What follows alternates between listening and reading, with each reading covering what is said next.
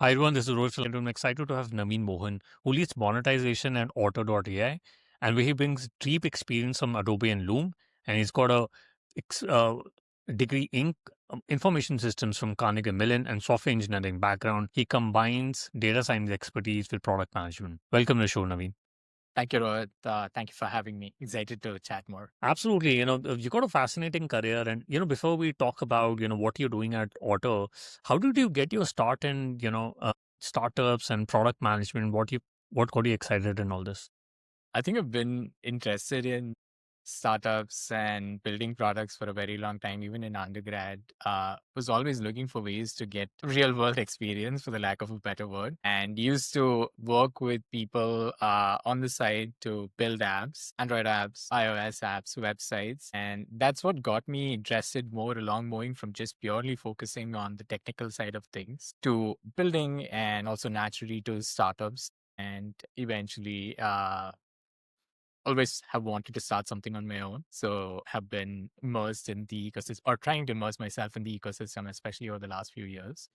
Interesting. And as we chatted before, I seen that after you did your master's from Carnegie, you worked in Adobe, and then you had that experience in data science. Was it a conscious move to get into data science and then into product management? What was your entire journey like? And any advice for listeners who would want to transition from not even from one country to another, but also to one industry to a different industry as well as different work line altogether? So I've always liked this hybrid between data and growth. As I was mentioning, the interest in startups. So my goal was to move to a smaller company. So had that as a goal. While I was working towards it, right from my time at Adobe, was also my education. My master's did have a blend of that, where I was focusing on machine learning and data science. So that gave me a good wedge into tech, if you will, and Adobe, Oracle before that. And slowly I wanted to understand more about like the product management and product building side of things, and having this knowledge of experimentation, especially in B2B, B2C, with a heavy experimentation focus, it came in really handy and a natural transition to move towards product. So those are things that I've found helpful. And in terms of transitioning industries as well, uh, I've been in a similar productivity, although I moved from a more image focused company or image and document focused company at Adobe to video focused and now audio focused company Otter. So have been in a similar space, and usually it's been spanning across multiple industries, and that's given me products span across multiple industries and are used heavily by multiple industries. So that's kind of given me a good amount of experience to be able to like dive into different industries to think about different products at different points of time. So, Interesting. And, you're quite passionate about when it comes to monetization and pricing, where, especially when it comes to auto, did the pricing had to fundamentally change as the product evolved from, minute-based transcription to AI-powered meeting assistance? And, what were some of the signals which allowed you to make that shift over time? um, I think that transition was slowly happening around the time when I joined. And then historically, as you were just mentioning, it was a more, Auto was a more transcription focused company where it was a bit more straightforward to price things, if you will, and purely follow a per minute basis pricing. And you also had precedents with different competitors, seen the Revs and the other similar competitors. So they had that, but as we've been transitioning into more of an meeting agent focused company, we've also been very cautious about not wanting to focus on minutes or the pricing to not focus on the number of minutes transcribed and go beyond that and actually empower users to record more on the platform so that they can get more value at the end of the day. And the pricing slowly been evolving in that. And also we've been actively thinking about like how does a usage based pricing model work, especially given that more and more customers have voice wanting this flexibility, although it's still 50-50 in my mind when it comes to bigger teams and bigger organizations adopting, given the lack of visibility or the lack of being able to predict how much the prices are going to change or vary from month to month. So we can dive into specifics, but this is just an overview as how we've been thinking about it. Correct. And you've been with companies like Adobe, Loom, and Otter. What's the one pricing mistake that you see companies repeated in different companies and different stages, regardless of product or market? I think sometimes being overly cautious and keeping prices static. And again, I think there's been more of a shift in this mentality across the industry that I'm viewing, but this is something been uh, I- I've been a part of many discussions where founders and others have been understandably very cautious about changing prices and takes a long time to even consider experimenting on prices. But again, I see that shifting. So that's been an issue. I always love to think about pricing as a powerful lever and also something you can experiment with frequently because you are not selling to a static audience, but to a dynamic crowd. And your audience is shifting. So also it's good to keep evolving and testing out different pricing with time and more frequently as well. Got it. And especially, when you look at churn experiments, that take months to show real impact. So how do you set expectations with executives and cross-functional teams who want to see those results immediately, especially when burning budget on these sort of experiments?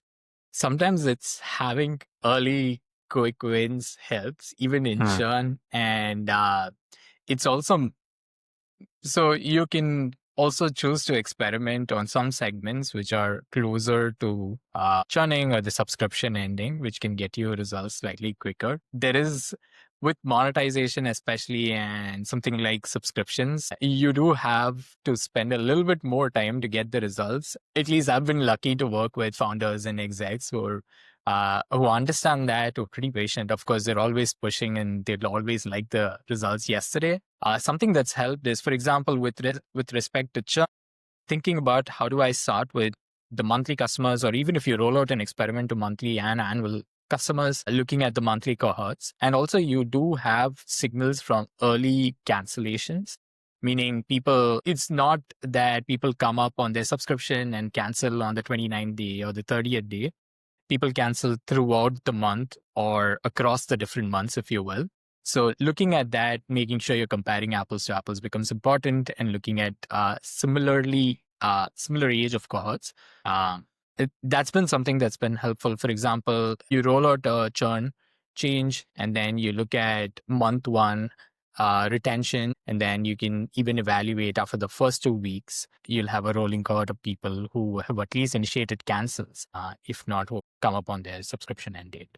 Someone like you has was led monetization at both product like companies like Loom and PLG and sales like company like Auto.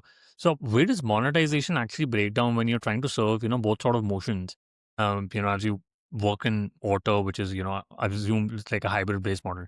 It is, but it's been primarily a PLG company. And again, the truth of it is you have to keep evolving as you grow, and then there's more focus on sales. So there's no simple answer, at least in my mind, as to how this evolves. Right. And how do you structure, soft versus hard paywalls at Auto to balance that conversion with retention? Usually we've leaned more towards soft paywalls. In the past, I've seen both hard and soft work. Again, depends on your mileage might vary based on if you're serving a purely B2B audience. It depends on the segment and the cohort you're serving. But for a hybrid B2B, B2C motion, and with the prosumers and teams that you're selling to, I've seen, especially in a world where there's a lot of competition, not just from your direct competitors, but you do have people who are battling for the limited hours that users have. So given this, I feel soft paywalls tend to work slightly better. And we've leaned into that a bit more because even if users hit certain limits, they can always either it resets or they're able to continue to use other aspects of the product without completely not being able to use. I've Mm. seen hard paywalls convert better in the short term, but longer term, because conversions is, again, as I mentioned, it changes between like the different cohorts and the segments. So if you look at a slightly longer term horizon, I've seen soft paywalls work, especially as conversions happen over a longer time frame. So in future, do you see a more sort of a hybrid based pricing, similar to what what Clay.com is doing? Because they also have like a soft paywall where they have like a seed based pricing, but also a credit based pricing. Do you find more of these SaaS companies or AI companies moving into which of these buckets in your view going forward? I think hybrid has especially been on the rise from some of the conversations that I've been having with some of my friends Mhm. across different companies. Right. Um, it does look like just pure usage based models. There are a lot of quirks, especially from a consumer standpoint, does have some drawbacks in, as I was mentioning earlier, around the predictability of how much it's going to cost people and teams. So having this hybrid where you have a base price that you're committing to on a weekly, monthly or annual basis, and then getting credits, which you can then use, seems to be where I've seen a lot of companies go towards. And that's something that I've been thinking about as well. What that brings is one, being able to, again, the consumers to be able to understand and then understand their usage over time and then see what tier is good for them. And also from a company perspective, you still want to make sure that they at least have the base level of credits instead of ending with too little. Or again, both sides predictability is the key in going for hybrid models, and I see that on the rise. And before the call, I was talking about. I listened to this podcast from mostly growth, and what they were talking about was bundling, especially when it comes to SaaS companies. They are under pressure where they have to release an AI feature. So what they're doing is they are coming up with an AI feature as a separate product, expecting that sort of strong adoption. But once that adoption has not happened, what they're doing is they're bundling it into a core plan and then they're increasing the pricing. And the rationale is like, for example, Gemini has been bundled into the Google workspace, but yeah, you can always argue maybe it's much better to have it in Google Maps or whatever. But what's your take on this? Like SaaS companies are now going to force feed AI through bundling. Is that a good thing to happen or to boost revenue, or do you think it's going to there's a risk of customers being alienated when they don't see that sort of value? Yeah, I think one of the challenges, maybe taking a step back, and this might be obvious to a lot of folks, what I've been increasingly realizing is with especially AI unlocking, not just AI, but also teams being more motivated in this age where the opportunity to build and ship things really quickly. Uh, there's a lot of opportunity. Teams have been pushing hard and releasing. You see announcements of features every week, every day, even from the big companies as well as small companies running fast. In that world, like discovery becomes the bottleneck. And again, as I was mentioning, you're always competing for attention. Having AI features and people are shipping new AI features every day becomes harder and harder, especially if it is also put behind a separate paywall. Sometimes people add it as an add-on or have it as an add-on or a separate tier even. It becomes harder and harder for to get that discovery and organic adoption over time. So bundling, I think, is a good strategy, but then I don't think that is the only way that this gets solved. People have been using that as a way to Mm. work around this. But I think at the end of the day, there needs to be a reset around how features are discovered across the different products. And this is, in my mind at least, a shortcut for that. Separately as well, I think slowly over time, AI ceases to be a thing on its own and becomes embedded into different workflows. And we've seen that happen with our normal tools, things like messages, texting, DMs, where they used to be a separate tool or sometimes even an add on to your product. But now they've become a part of almost a lot of different products and it's become a part of the core product experience, if you will, even if it doesn't directly is in the product. So I envision AI to become like that and also to slowly get absorbed into the different parts of the core product experience. Correct. I Right. don't see it as surprising, and I see it as the way to go forward. Right. Right. And I mean, you mentioned like you also are involved in both product and growth. I wanted to deep dive more into especially when it comes to growth and how you looking at growth experiments. How do you go about allocating bets and resources for growth, and especially for for founders who are just starting out and they want to do hundreds of different things, but or even at a later stage in a company like yours, how do you go about allocating those resources and people for growth? Yeah, I'm going to like repeat some of the answer. So it's going Uh, to vary by the stage the company is at. There's this good framework that Lenny, one of the popular product podcasters with the race car growth framework, to say what do you want to focus on. That's something that people can use as a starting point to uh, take the other frameworks as well. But generally, how I've been thinking about it for a company like Otter is more around having a data background always helps, and being able to look across the business to say where is the growth coming from, where are we growing more, where are areas for improvement. For example, looking across your funnel, if you will, to see, and this is starting with looking across your funnel to see acquisition, like how your signups doing, are we growing at a good rate, and then going down the funnel, looking at activation and engagement, and then looking at monetization and then retention, looking across all these to say what's growing, what is an area that seems to be stalling, and also looking at your ARR breakdowns to mm, see if is my bottleneck in growing new revenue or is my bottleneck in retaining users. So it helps to start with that in mind and seeing areas of growth. And sometimes you're also able to glean if investing resources, time in retention would give you a bigger bang for your buck.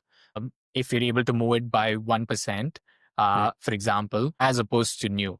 Again, a lot of it is intuition and also that you built with the company and you have with confidence of the things you have in mind to move that particular lever as well. There's a few different things that go into it, but starting at the top, looking at the data, deciding what seems to be a good focus area to start with is a good starting point. Then diving in, say, if you see that retention would give you the most bang for the buck, of course, it's not going to be static as well. And it's not just one thing that you're going to be focused on, but always helps to have a major focus area, and then the rest can you can still continue to focus on with smaller bets.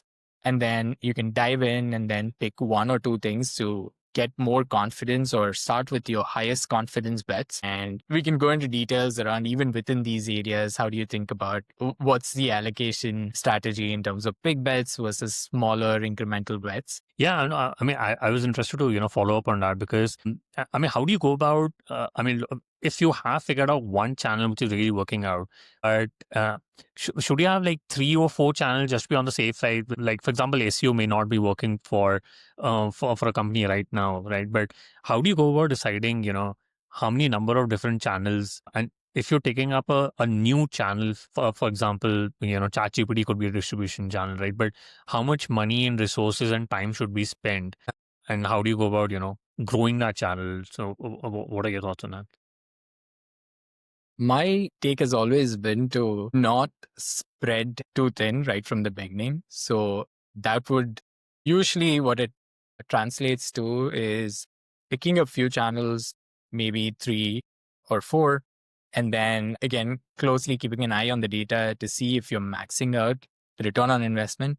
There's always the risk of more optimizing locally. So that's why having multiple channels instead of just focusing on one helps. So the general frame of thought of use is maybe spending about 90%, or it could be 80% for some companies, on these 3 or 4 core channels and thinking about how do I optimize them. And even there, maybe allocating a slightly larger portion of the time and resources to one channel to try Mm, and test out different bets and ways of improving that. And then spending the additional 10 to 20% on experimental channels to see if something is something new that comes up, a new ad format, for example, or a completely new channel, like, for example, what ChatGPT unlocked. And yeah. then seeing the returns you're getting with that 10% and then deciding to invest more and then absorbing it into that core 80, 90%, if you will.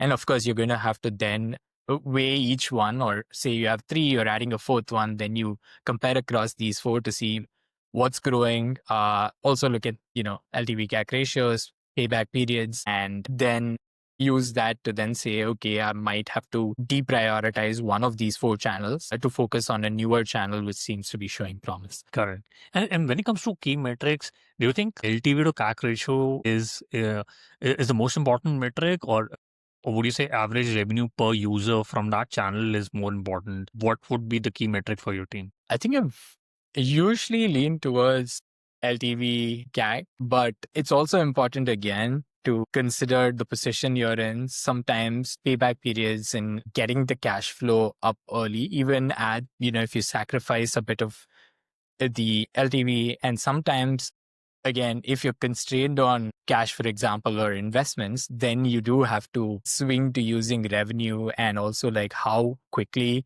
is, or can you get the payback period to be, or how short. So LTV CAC, usually a good North Star to work towards, but in some cases, you do have to shift to just cold hard cash in the bank so that you're able to invest more or even like extend your runway. Correct.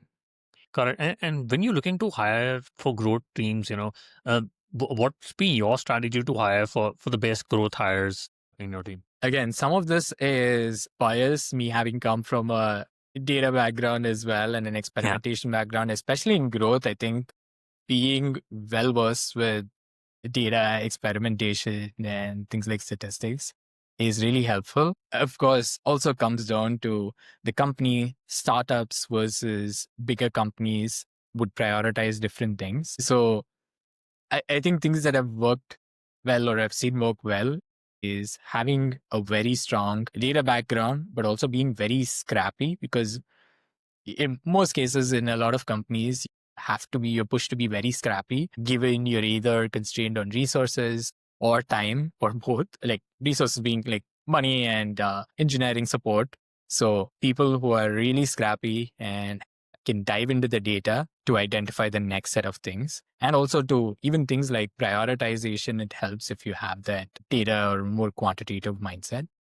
Right, correct. And especially when it comes to AI features, it changes the cost models with inference cost and model selection. So how far are you planning when you look at pricing those AI powered features, knowing that some of the costs could drop next in a year or maybe more than that, but it could drop in future? Usually, there's a couple of different things. So one is around, although older models, the price has dropped, it doesn't look like the newer models, the costs are still holding fairly consistent. And also they get the benefits of being on newer models. So it's not been as predictable in terms of always expecting the costs to drop over time, especially because you're always looking to get to the newer models. But you can try and use a range of models across your different use cases. So some of the core features, of course, you might be on newer models, but for something like a secondary feature, if you will, or where you can afford to that to be more in terms of, you can give up in terms of accuracy or even the time to getting insights, if you will. You can look at using lesser or more cost efficient models, or running your own models like a Llama instance or something to power that. That's been one that we've kept in mind to see across the different areas where we're using AI. Can we use different models? I think the second thing is, found it helpful to think in 1 year timescales, given how quickly things are moving. Of course, Sure. that you do have to think long term, but in terms of just costs and building, always try and think 1 year ahead. That's something that's been serving me and again, some of the teams I've worked with decently well in a world that is very dynamic, and being able to like also switch focus on sometimes going into cost optimization mode versus growth mode. The last thing I'd say is, again, the industry you're in, who you're up against, and the type of product you are, all has a big say in what you're prioritizing and how you think about where you focus on in terms of cost optimization versus growth.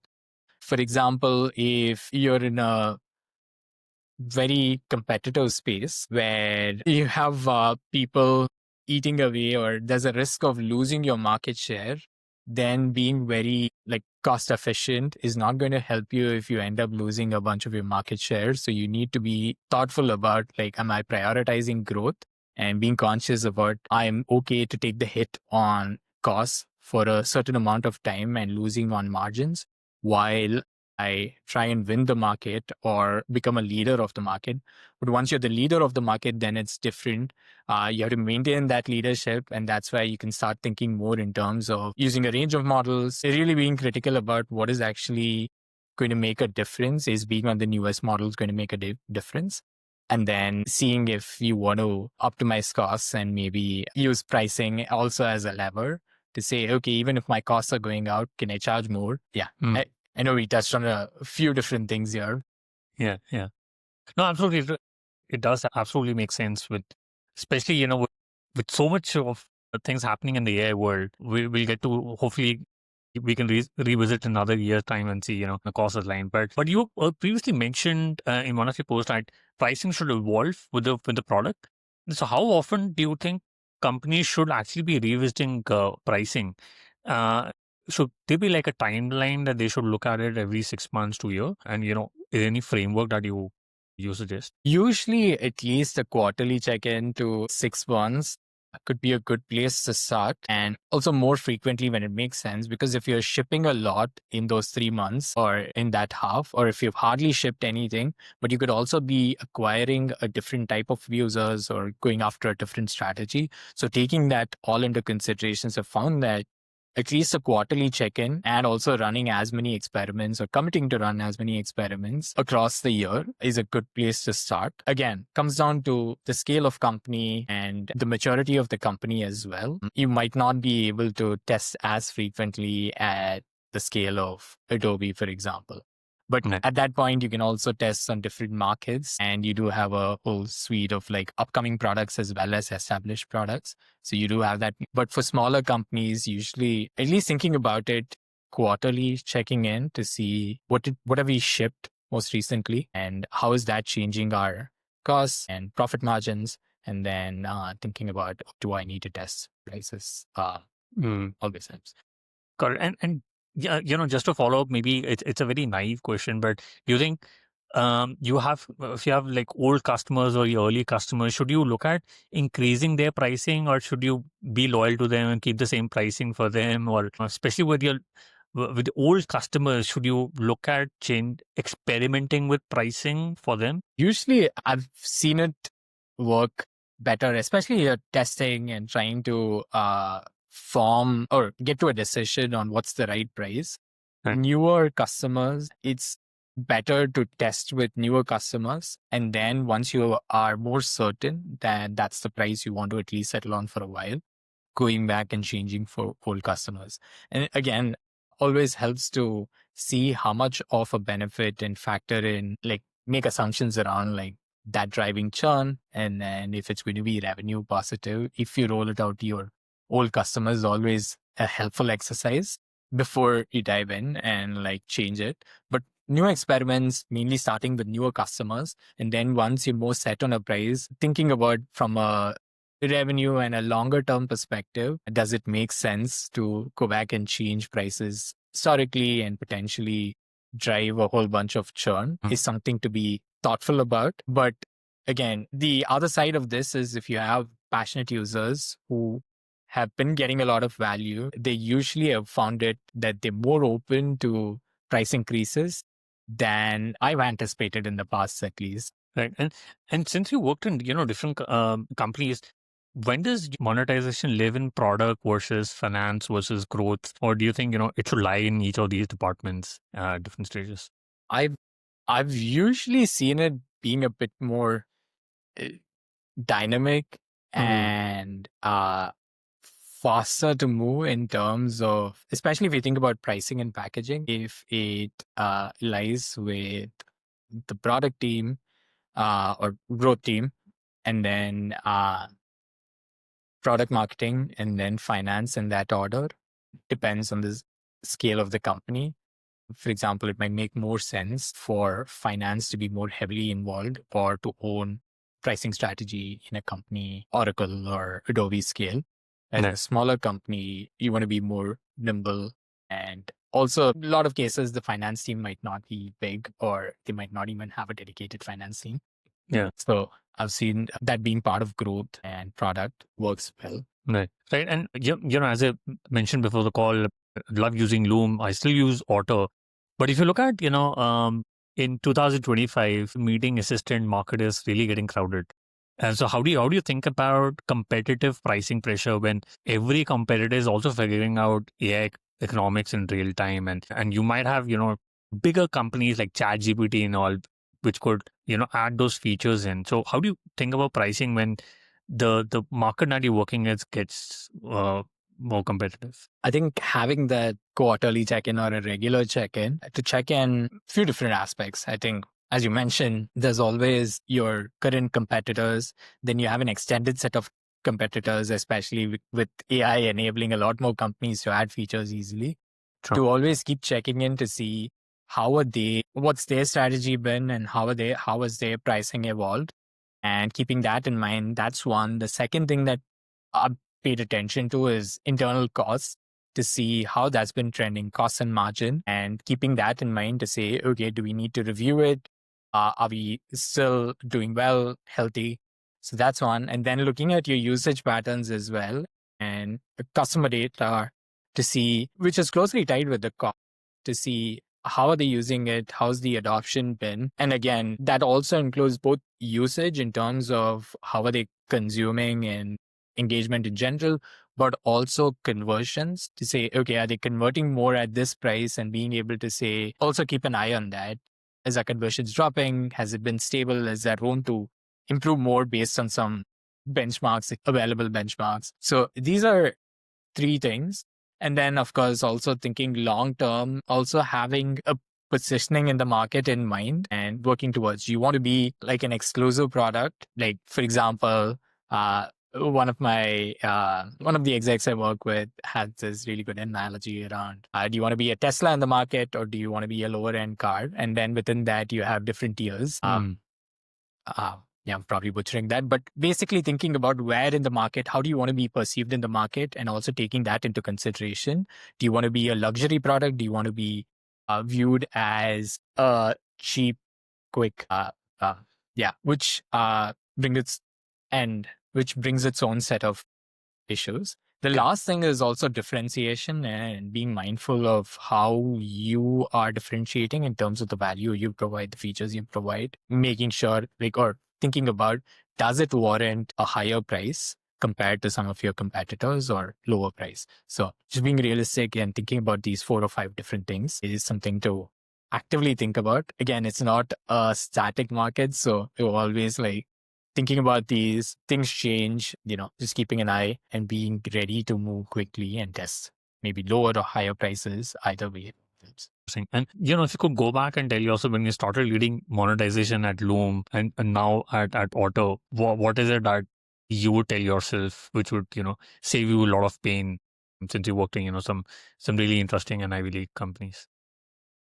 I think what you'd mentioned earlier around just being really clear on the expectations of how long it might take, because I can understand, I'm also impatient. I'd love to get results right away. True. But sometimes just setting that expectation is one of the things learn to do. I'm still learning to do better in terms of when can we expect. And then also being very methodical about check-ins, because early data, usually with monetization, there's a huge delay in actual, like, understanding the impact to the entire ecosystem.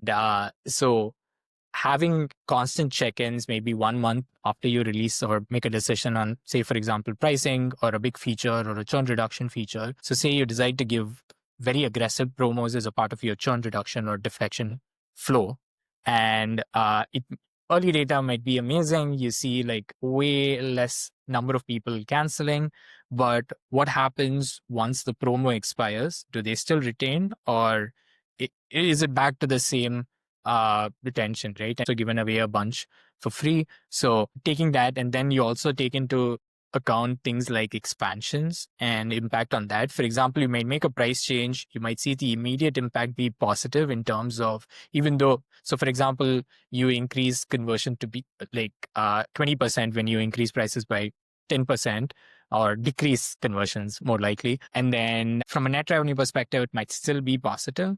But if you factor in net revenue after 3 months or 6 months, which usually there's a bit of expansions, you might find that this is negative, net negative to you overall.